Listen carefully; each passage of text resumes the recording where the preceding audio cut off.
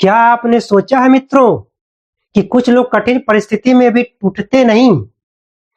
क्यों कुछ लोग बड़े से बड़े संकट में भी शांत रहते हैं और क्यों कुछ लोग छोटी सी परेशानी में भी हार मान लेते हैं?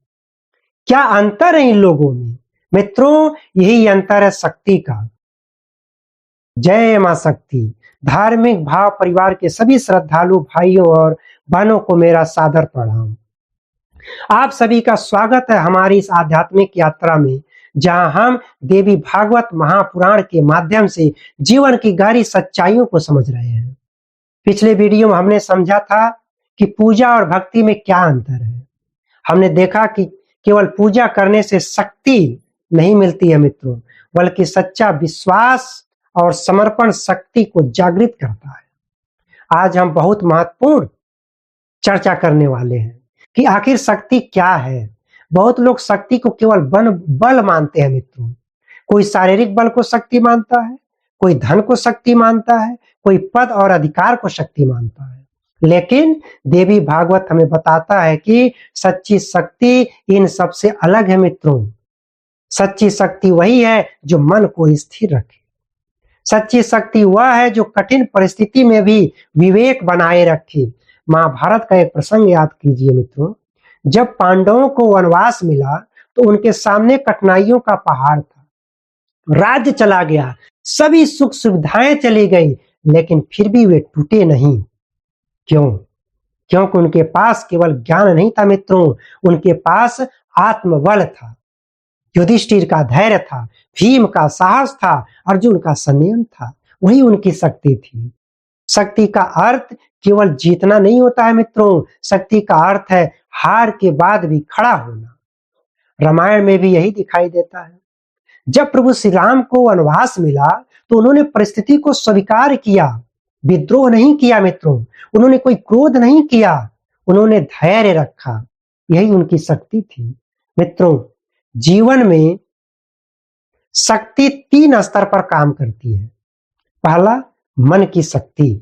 जब मन स्थिर होता है मित्रों तो निर्णय स्पष्ट होते हैं।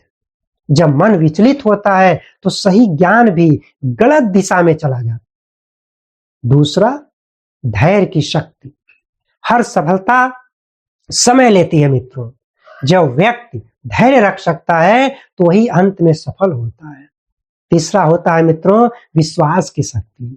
जब व्यक्ति अपने भीतर विश्वास बनाए रखता है तो कठिन परिस्थितियां भी उसे गिरा नहीं सकती, हिला नहीं सकती। एक लोक कथा के माध्यम से हम समझने की प्रयास करते हैं। एक गुरु अपने शिष्य को नदी किनारे ले गए।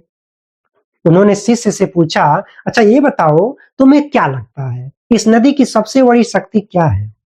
शिष्य तो प्रसन्न हो गया, कहा गुरुजी इसकी गहराई। गुरु मुस्कुराए और बोले, नहीं, इसकी निरंतरता है। नदी धीरे धीरे आगे बढ़ रही है, बहती है, लेकिन कभी रुकती नहीं मित्रों। और वही धीरे धीरे पत्थरों को भी काट देती है। यही शक्ति है, निरंतरता। आज मनुष्य की सबसे बड़ी कमजोरी यही है कि वह जल्दी हार मान लेता है। वो थोड़ा प्रयास करता है फिर निराश हो जाता है। लेकिन शक्ति का अर्थ है लगातार प्रयास करते रहना। देवी भागवत हमें यही सिखाता है कि शक्ति बाहर से नहीं आती है मित्रों, वह भीतर से जागती है। जब मन हमारा शांत होता है तब हमारा धैर्य बढ़ता है। जब विश्वास मजबूत होता है तभी शक्ति प्रकट होती है। मित्रों, जीवन में हर व्यक्ति कठिनाइयों से गुजरता है, लेकिन वही शक्ति जब उसको मिलती है तो आगे बढ़ता है। जब भीतर की शक्ति को जागृत करता है तो वो आगे बढ़ता है। आने वाले वीडियो में हम समझेंगे कि मनुष्य की शक्ति किन चीजों से नष्ट होती है और उसे कैसे सुरक्षित रखा जाए। तो मां शक्ति हम सभी को धैर्य, संतुलन और आत्मबल प्रदान करे मित्रों। जय मां भगवती।